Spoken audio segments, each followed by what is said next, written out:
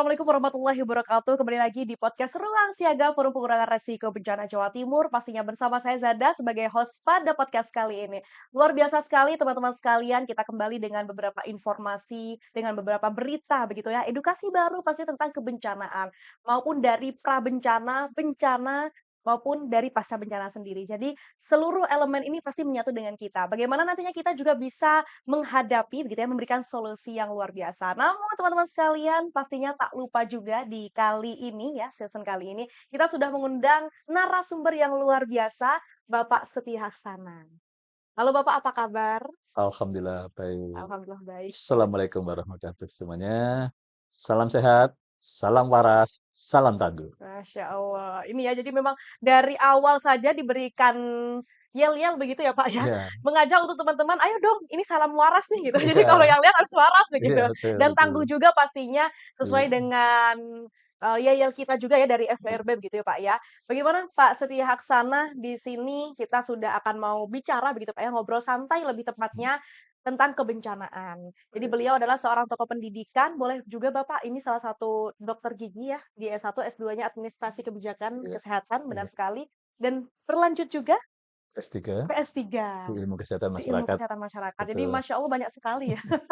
Ini saya sholawatin semoga bisa mengikuti jejaknya, Amin, amin amin, amin, ya, begitu. amin. Luar biasa sekali, saya sampai bingungnya seperti ini Pak menariknya, seorang Bapak Setia Haksana gitu, tokoh pendidikan yang awalnya dimulai Sama, dari begitu ya, sama. sama ya, Ya, dimulai dari pendidikan iya begitu, diawali juga S1-nya dokter gigi. Adakah beberapa hal yang menarik ketika menangani pasien sehingga terjun di dunia kebencanaan, mungkinkah seperti itu? Atau gitu selip di S2, S3-nya nih? Nah, boleh diceritakan Bapak bagaimana latar belakang Pak Setia sendiri untuk dapatnya bisa berjalan dalam kebencanaan seperti ini? baik, terima kasih.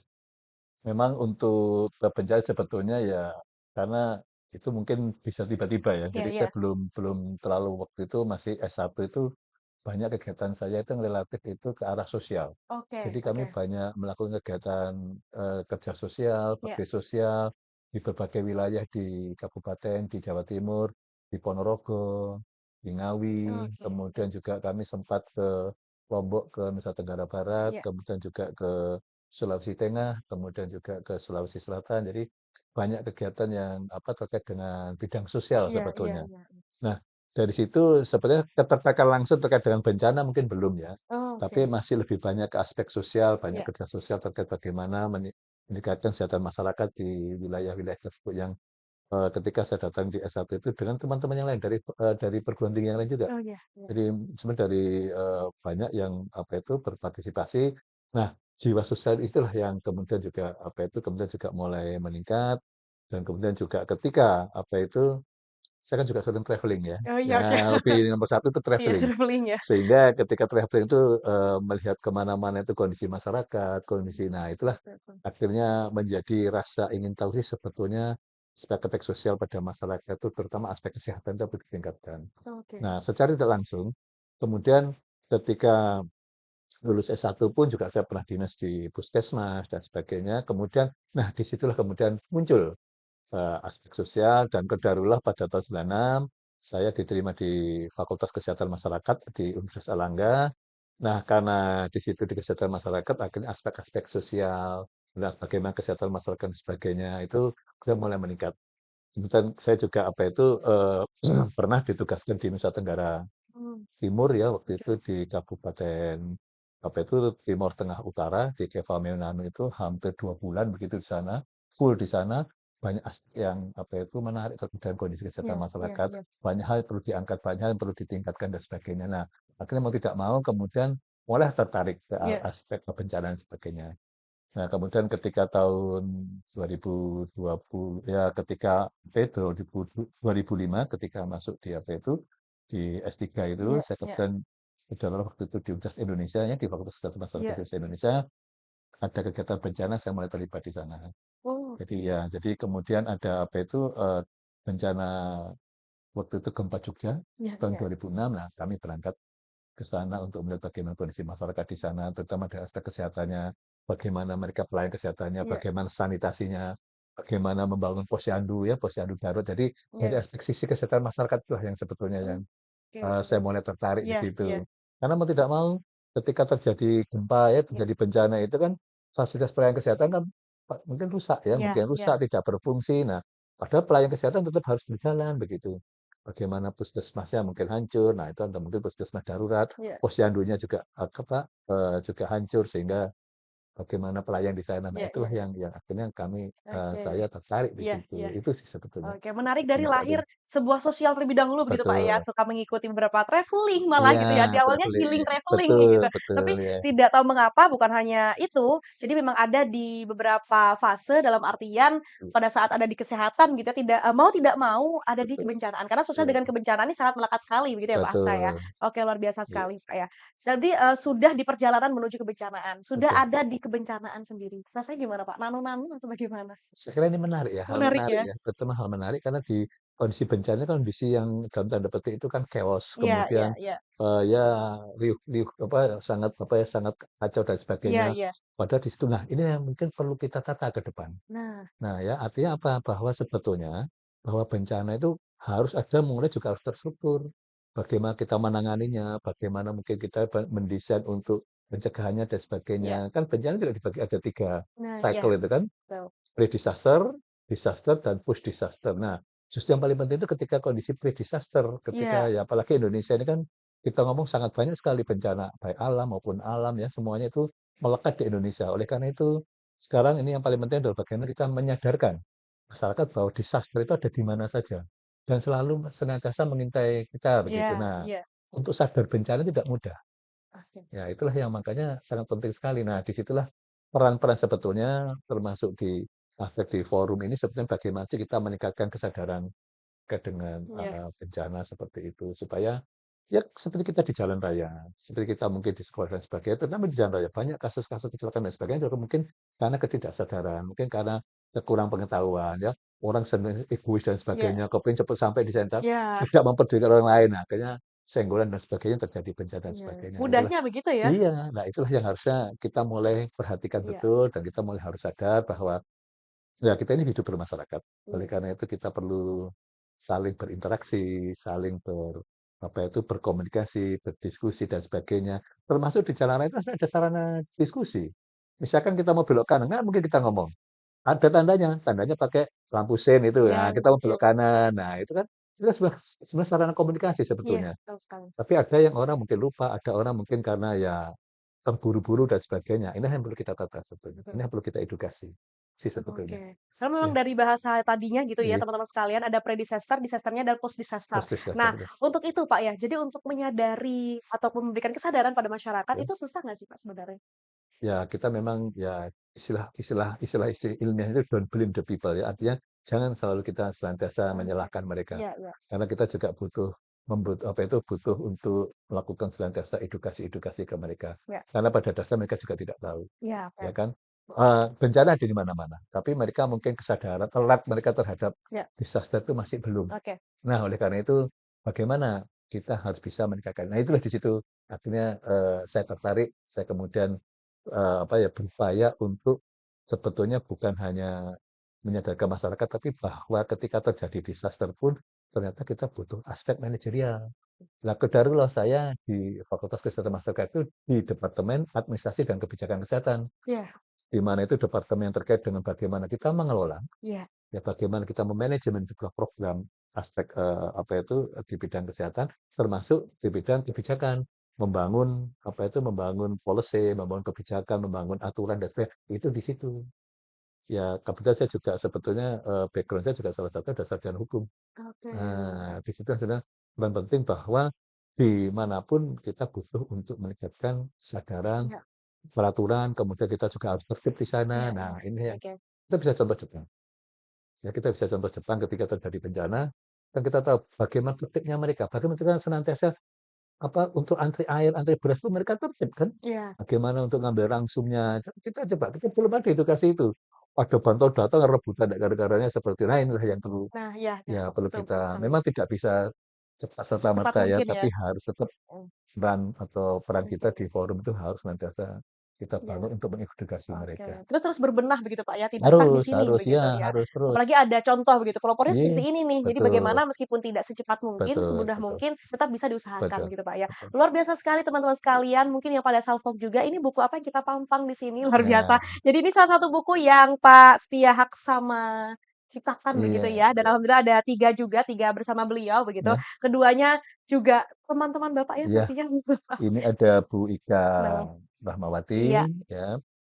Kemudian ada Pak Dian Santo Prayoga, ya ini oke kebetulan kami juga salah satu yang bergerak di bidang oke. kebencanaan, dan juga bukunya terkait dengan integrasi kesiapsiagaan kebencanaan. Nah, Jadi bagaimana dalam kesiapsiagaan kebencanaan kita perlu integrasi.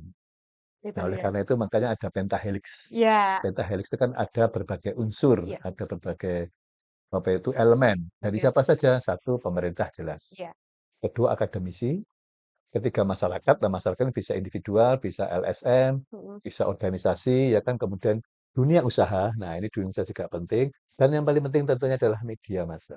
iya, Media, makanya apalagi dengan sangat mudahnya kita melakukan penyebaran media. Nah, mhm, ini salah satu momen kita untuk iya mengedukasi iya atau untuk meningkatkan bagaimana di dalam kesiapsiagaan bencana itu kita butuh integrasi, iya, kita butuh sinergi, kita butuh kolaborasi. Ah, itulah pentingnya bagaimana sebuah apa itu bencana yang iya, dulunya mungkin ketika kondisinya chaos, betul, semerawut, kemudian hiruk-pikuk dan sebagainya, ayo kita tata. Kan ada apa itu, ada tatanannya. iya, Jadi supaya apa? Supaya tidak ribet, supaya tidak kalut, supaya tidak nah, mhm, karena bencana itu kondisi kayak orang sakit, pasti kondisi sedih, mereka kehilangan tempat tinggal, mungkin mereka harus mengungsi dan sebagainya. Nah, inilah dibutuhkan apa itu pendekatan-pendekatan kita butuhkan aktivitas lebih luar biasa, terutama apa? Aspek manajerial. Nah, oke. itu yang harus kita tingkatkan. Oke, tapi Oke. terpenting ya, Pak, ya, manajernya gimana, Sangat penting lalu manajemen. peruntutannya dari aturan. Aturan juga ada loh gitu, Betul. langkah-langkah masuk saja mungkin mudahnya begitu ya, harus apa dulu nih yang pertama. Nah, sekarang kita masuk di integrasi bagaimana kesiapsiagaan di kebencanaan. Nah, ini Pak, bagaimana awalnya begitu Iya. meluapkan isi pikiran iya begitu, dan bagaimana pula harapan utama pada saat menulis buku ini? Ya memang itu suatu apa ya, suatu kondisi ketika mungkin saya pernah ke Jogja ya, kemudian saya juga pernah ke Palu ya ketika terjadi pasca bencana, kemudian juga ke Lombok Utara, di Oke, Tanjung ketika terjadi bencana. Saya ada kunjungan juga, meskipun tidak langsung ke Aceh ya, saya ke Museum Tsunami ya, itu kan peristiwanya tahun 2004 ya, 2004. 2004 itu saya masih ingat itu tanggal 26 Desember itu Iya, betul 2004 sekali. itu ya. Ya. Nah, kemudian juga saya pernah ke Calang, saya pernah ke Meulaboh di Aceh Barat dan sebagainya, melihat kondisi di situ. Kebetulan saya waktu itu ada kegiatan lain ya, kemarin saya juga asesor dari Lampitikas, kemudian ada kegiatan lain, ada perguruan tinggi di sana yang juga care terhadap bencana terkait dengan disaster, nah kita diskusi-diskusi. Nah, dari situ salah satu hal yang paling penting adalah integrasi. Apa sih sebenarnya integrasi itu? Iya, Nah, integrasi itu kan semacam apa ya, semacam beberapa, beberapa elemen, iya, beberapa fungsi, beberapa itu unsur yang mungkin mereka mempunyai tugas yang berbeda-beda, namun kita bisa satukan, kita bisa integrasikan, bukan berarti nanti kita sama, tidak. Tetap mempunyai fungsi yang berbeda-beda, tetap punya fungsinya masing-masing, tapi saling terkait, saling terintegrasi, saling tujuannya bisa sama, dan iya, itu yang paling penting. Ya kan humanita kan terdiri dari berbagai macam apa itu dan sistem kan, ada sistem peternakan, sistem kesehatan, sebagainya. Mereka punya fungsi masing-masing. iya, Tapi saling terintegrasi. kadang ada keterikatan Saling ada kedekatan. Nah, jadi itulah yang sebetulnya penting kenapa kemudian muncul integrasi nah, kesiapsiagaan kebencanaan iya. ini. Gitu. Ya, luar biasa. Di awal sempat baca Pak ya, yang paling penting itu konsepnya terlebih dahulu. Ini loh konsep kebencanaannya, kesiapsiagaannya maupun integrasinya. Iya, Kalau mungkin dibagankan ya ada bagannya nih, betul. sehingga dia bisa dijelaskan satu per satu. Nah, Iya. Pak, berikan pemahaman juga pada teman-teman sekalian, apa sih menjadikan konsep utama kita dalam memahami kebencanaan? Ya, bahwa bencana itu senantiasa datangnya selalu kita-kita. Iya, Ya, itu yang paling penting ya. Yang tidak bisa cari dimanapun kita berada itu senantiasa namanya bencana itu mengintai kita. Mungkin pas kita di wisata, mungkin kita pas bekerja, atau mungkin kita pas sekolah dan sebagainya itu semuanya akan juga terjadi di pasar dan sebagainya itu akan bisa terjadi. Nah, oleh karena itu kesadaran kita untuk senantiasa melihat bahwa bencana itu senantiasa menjadi itu yang penting. Makanya bisa kita itu senantiasa istiqomah daripada itu sewaktu-waktu ya kan. iya, Nah, itulah makanya disitulah kita harus siap jaga itu salah satu kesiapan kita. Nah, kemudian hal apa yang paling penting yang perlu kita tata itu mungkin ya terkait dengan aspek manajerial karena pendidikan kan adalah manajerial. Jadi bagaimana sebenarnya perencanaan itu harus bisa sedemikian rupa. bagaimana sih ketika di sebuah lingkungan, katakanlah di sebuah kota, misalnya katakanlah anggaplah Surabaya di sini sebagai kota yang begitu besar dan kondisi lalu lintas seperti itu, kondisi infrastruktur sekolah, pasar, jalan dan sebagainya. Apa yang kita lakukan? Apa yang kita lakukan? Ya, tentunya di kesenjangan. Nah, perencanaan itu bisa kan macam-macam. Ya, rencana tata kotanya, atau bisa berjadwal terjadi rencana mungkin apa untuk evakuasi kemana, pendidikan atau bencana, sekolah-sekolah itu juga. Yang penting sampai saat ini pun juga harusnya anak-anak SD, anak-anak TK itu harus ada semacam simulasi. Jadi minimal satu tahun mungkin satu kali atau Iya, dua kali itu ada simulasi mungkin kalau terkait dengan kebakaran, mungkin terkait dengan gempa bumi, mungkin terkait dengan ada tsunami atau banjir dan sebagainya. Nah, ini yang harus sering diedukasi. harusnya Jadi dimulai dari sejak ini. harus sejak dini, sejak kecil ketika mereka sudah mulai paham, mereka kan dengan sendiri kan insya Allah kan sadar bersama. Nah, itu dari aspek manajerial kan. Iya, Nah, itu harus iya. kita pakai, itu harus kita desain. Bukan hanya konsep, bukan hanya konsep mereka semenjak ini saja, tapi juga pendidikannya, kemudian nanti juga individu-individunya, itu juga penting. Dan sudah tidak bisa sendiri ini butuh integrasi.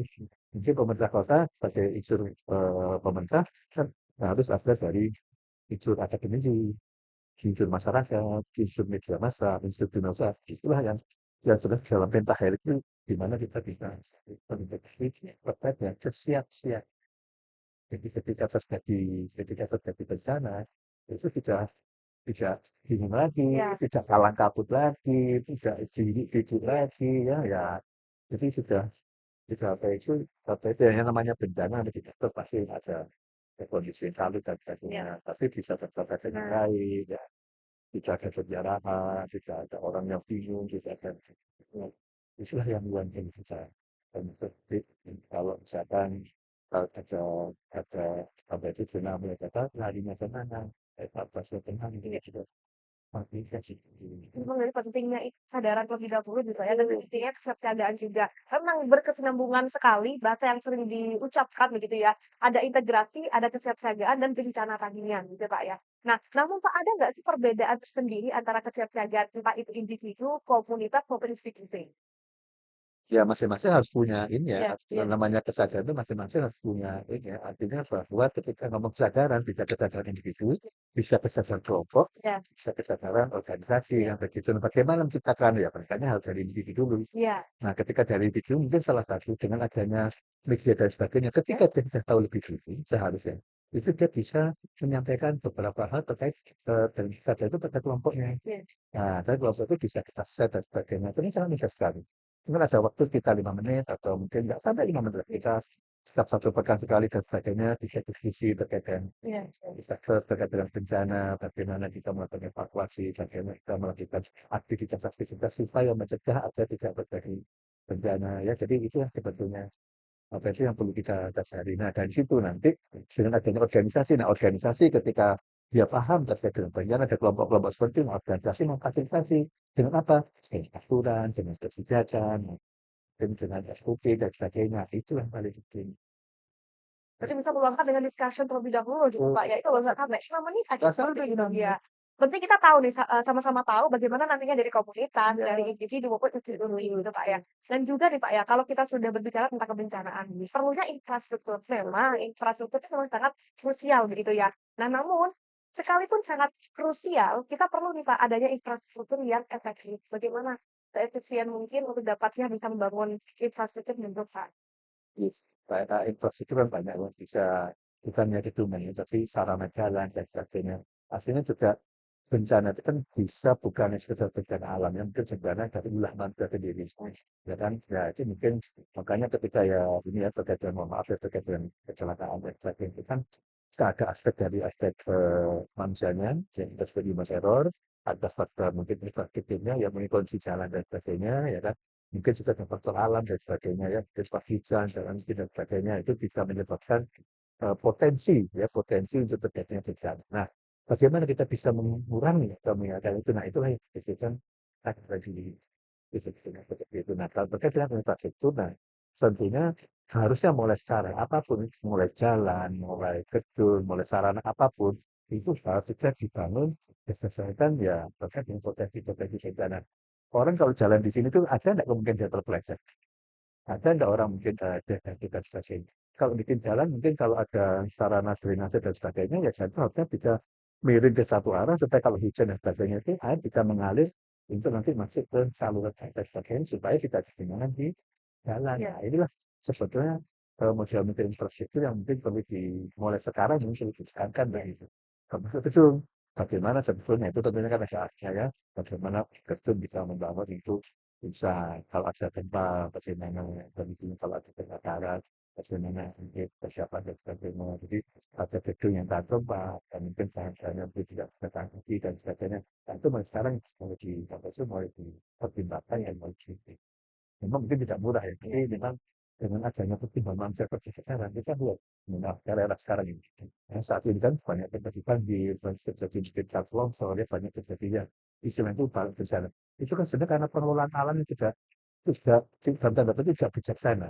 Ya, gunung di apa itu gunung pohon-pohon di petani ya, gunung kemudian dibuat apa tambang dan sebagainya ya banyak kita bangun tambang ada lahan yang dialihfungsikan ya dulunya hutan ini dijadikan apa itu untuk pembina, untuk pemukiman dan sebagainya ya. Terjadi erosi dan sebagainya itu semua terjadi bencana. Jadi kita tentunya juga wajib untuk bijaksana terhadap lingkungan. Iya. Ini yang perlu kita pahami. Positif. Jadi memang itu yang dituangkan dalam buku ini sebagai salah satu. Ya, ya, Saya juga membaca ada salah satu bab yakni interaction to customers ya Pak ya. ya. Jadi dalam itu kan memang bagaimana memberikan pemahaman jadi dari Pak Haksa sendiri maupun teman-teman lainnya dituangkan pemahaman yang seperti apa interaction to customers yang diharapkan. Ya, namanya infrastruktur itu ada sesuatu apa ya. Artinya kalau kita bertemu dengan teman-teman itu biasa karena diskusi apapun, mungkin pas Iya. kita lagi nongkrong atau apa Iya. lagi. Nah, kalau kebaikan biasakan mungkin 1 2 menit Iya. kita diskusi dengan Oke. disaster ya, kita sadar kalau ada apa-apa, kita ya kesadaran itu memang perlu dibangun pelan-pelan dan terus menerus. Nah, terus menerus makin sehingga akan menjadi suatu budaya. Iya. Ketika menjadi suatu budaya, nah itu akan menjadi budaya. Karena selama ini sampai sekarang pun ini kita bisa ada apa itu terjadi. Kemarin juga terjadi peristiwa kecelakaan yang demikian, apa itu yang demikian besar sekali di jalan tol dan sebagainya ya. Ya karena mungkin kita tidak menyadari bahwa seharusnya ketika kita melakukan aktivitas, ketika kita melakukan aktivitas apapun, sebenarnya kita individu itu sadarnya begini, kalau saya jalan seperti ini, ganggu nggak kenyamanan orang lain? Nah, kalau saya mungkin apa itu mungkin di jalan ya mungkin di gang di lorong begitu kita bergelombor mungkin kita jalan gitu ya itu ganggu orang lain nggak? Nah hal ini tidak pernah kita hal itu tidak pernah kita sadari. Contoh paling mudah di mall jalan apa itu di eskalator naik itu kita kalau berdiri kanan dan kiri padahal kita tidak benar gitu ya. Kalau mau berdiri kita berapa lama pun harus baris sebelah kiri. Iya. Iya. Mengapa? Karena sebelah kanan itu untuk orang jalan, untuk orang mendahului, tidak semua orang akan berhenti. Nah, itu kita tidak pernah sadar. Bahwa ketika kita seperti itu sebenarnya kita harus berpikir, kalau saya seperti ini, orang lain yang mengapa tidak? Nah, di sinilah peran bagaimana kita bisa memberikan kenyamanan, kita bisa memberikan hal-hal yang terkait dengan kondisi seperti itu yang belum adalah diedukasi ini. Salah satu pertanyaan itu penting sekali.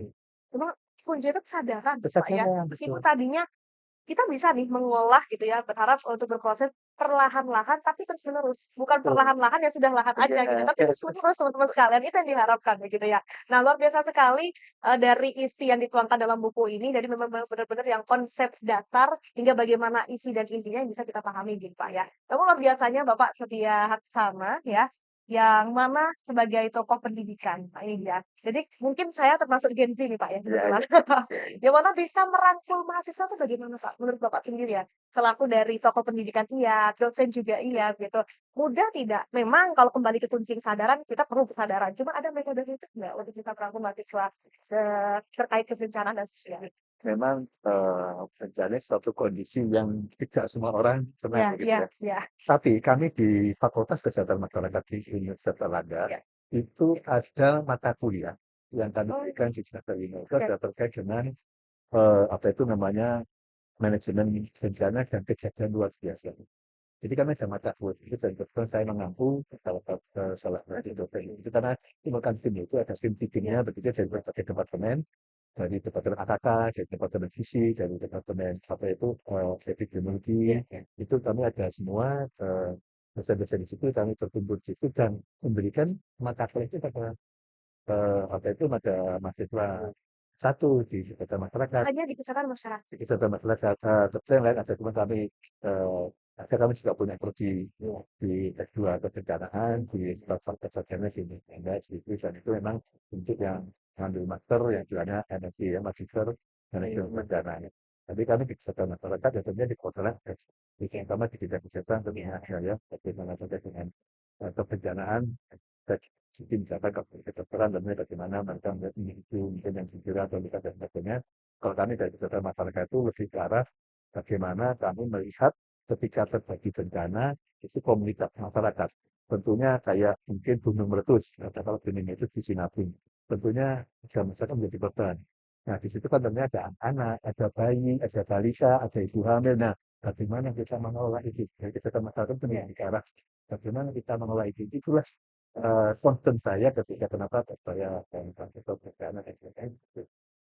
Seperti itu. Oke, begitu ya. Tapi memang sesusah itu nggak sih Kak, kalau memang di pesatnya canggihnya teknologi lah ya lebih tepatnya, melihat dari kacamata Pak Aksa sendiri nih. Bagaimana melihat kejadian-kejadian itu atau ada harapan tersendiri terkait bagaimana nantinya Gen Z mengaplikasikan kebencanaan? Ya, mau jangankan Gen Z juga, milenial, Gen Alpha selanjutnya, begitu bagaimana Pak? Jadi begini sebetulnya, di dalam bencana itu kita itu tidak usah berbicara tentang terkait dengan disasternya. Iya, iya. Tapi yang paling penting adalah kesiapsiagaannya. Iya, Nah, iya. yang paling penting bagaimana kita membangun Iya. kesiapsiagaan. Kesiapsiagaan itu sebenarnya suatu upaya, satu langkah melakukan mitigasi, mengurangi risiko, mencegah terjadi bencana itu bagaimana. Ini yang harus kita tekankan. Kalau kita bisa bagaimana siap siaga dan sebagainya, kita bisa mengurangi risiko, bisa menurunkan mungkin apa itu kondisi-kondisi yang potensi terjadi bencana. Ya, tidak sampai terjadi bencana begitu. Sebagai contoh, ketika kita mengemudi, kita mungkin sadar bahwa oh, kecepatan kita sekian, di jalan tol, di jalan kita sekian. So, kalau kita jalannya lambat, meskipun kita naik mobil, mungkin harusnya kita jeblokin dan sebagainya. Nah, orang lain kan bisa nyaman dan sebagainya itu menyebabkan potensi kecelakaan dan sebagainya. Nah, itu yang paling penting seperti itu. Gitu. Ya harus ada kebencananya. Iya, iya. Nah, kalau budaya ini kita terus, ya namanya bencana ini, insya Allah mungkin bisa dikurangi. Gitu, ya kan? Bagaimana kita juga bijaksana mungkin mengelola lahan dan sebagainya. Ya, mungkin artinya kayak di gunung bagaimana kita bisa merawat kondisi seperti itu dan sewaktu-waktu mungkin kita juga ada wisata ya namanya wisata untuk gunung dan sebagainya bagaimana kita melihat bencana dan bagaimana kondisi alam yang indah begitu kita riset itu harus kita senantiasa terus kita kembangkan ya. Sehingga namanya potensi bencana itu bisa berkurang bisa kita kurangi nah ketika kita kurangi tentunya tidak sampai terjadi bencana ya kan seperti nah, kalau untuk menghentikan bencana memang ya itu memang passion tergantung dari orangnya ya, memang tergantung dari masyarakat dan kita bisa lihat relawan-relawan ketika terjadi bencana mereka mungkin saking semangatnya terjadi langsung terjadi dan sebagainya yang tidak terkoordinasi.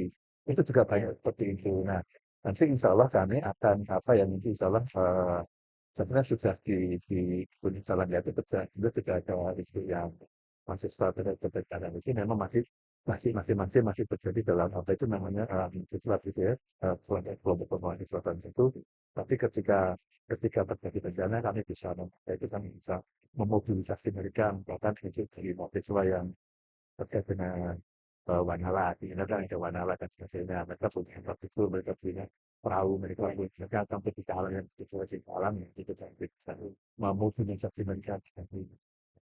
Oke, seperti terus ada pengembangan gitu Pak ya. Iya, Luar biasa karena memang saat ini podcast salah satu proto menuju bulan PRT iya. bulan gitu ya. Boleh nih Pak ya kita bisa mendengarkan yang diberikan oleh Pak Hatsa sendiri nantinya closing statement yang bisa disampaikan gitu Pak terkait proto bulan PRT juga dan seluruh yang sudah kita bahas serta bagaimana nantinya sudah tercipta mobil ini. Boleh Pak.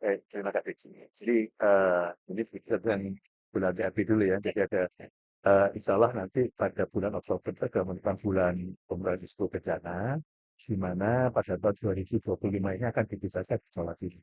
Ya mudah-mudahan para pimpinan di pusat dan sebagainya kita bisa hadir di Jawa Timur dan kami sebagai tuan rumah di Jawa Timur insya Allah kami siapkan sebaik-baiknya bagaimana agar pelaksanaan bulan PRT bisa berjalan dengan lancar, tidak dengan baik, bisa diberikan kemudahan, bisa diberikan kelancaran dan tentunya juga berdampak kepada masyarakat agar masyarakat juga mulai sadar. Nah, hal itu mulai kami lakukan mulai saat ini, saat ini sudah ada rapat koordinasi dari FPRD untuk bagaimana mempersiapkan aktivitas-aktivitas dari berbagai macam wilayah.